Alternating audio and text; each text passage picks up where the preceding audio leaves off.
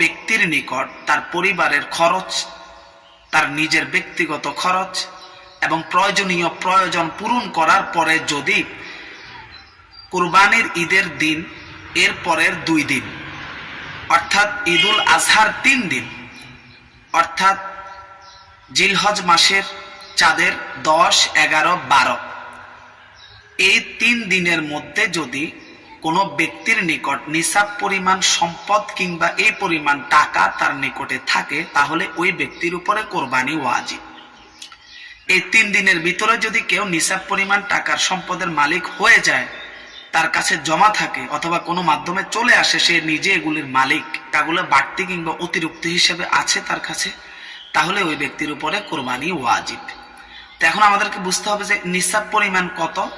নিসাব পরিমাণ 2টি নিসাব সাধারণত হয়ে থাকে, একটি স্বর্ণের, একটি রৌপ্যের।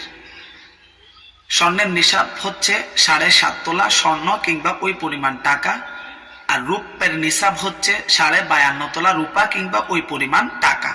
কারো নিকট থাকলে তাহলে তার উপরে কোরবানি ওয়াজিব হবে যদি জিলহজ মাসের 10, 11, 12 তারিখ এই 3 দিনের মধ্যে তার নিকটে টাকাগুলা থাকে, অতিরিক্ত জমা থাকে। রূপার হিসাব করলে 52.5 তোলা রূপার মূল্য 1000 টাকা করে বড়ির যদি ধরা হয় তাহলে 52,500 টাকা, 1100 করে যদি ধরা হয় বড়ি তাহলে 57,750 টাকা, আর যদি 1200 টাকা করে বড়ি হিসাব করা হয় তাহলে 63,000 টাকা। এই পরিমাণ টাকা যদি কারো নিকট উদ্ধৃত কিংবা অতিরিক্ত হিসাবে থাকে কোরবানির ঈদের নির্ধারিত 3 দিনের ভিতরে, তাহলে ওই ব্যক্তির উপরে কোরবানি করা ওয়াজিব হবে, তাকে কোরবানি দিতেই হবে, না হলে গুনাহগার হবে। এটা ব্যাংকে জমা থাকুক, তার নিজের কাছে গচ্ছিত থাকুক অথবা যে কোনো জায়গায় থাকুক, এই টাকা যে তার আয়ত্তের মধ্যে আছে এরকম যদি হয়ে থাকে তাহলে তাকে অবশ্যই কোরবানি করতে হবেই। ভিডিওটি ইমানি দায়িত্ব মনে করে বাকি ভাইদের নিকট শেয়ার করে দিন।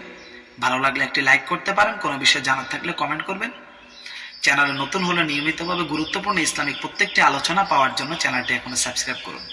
আগামী কোনো পর্বে দেখা হবে, সে পর্যন্ত আল্লাহ সবাইকে ভালো রাখুক, সুস্থ রাখুক। আল্লাহ হাফেজ।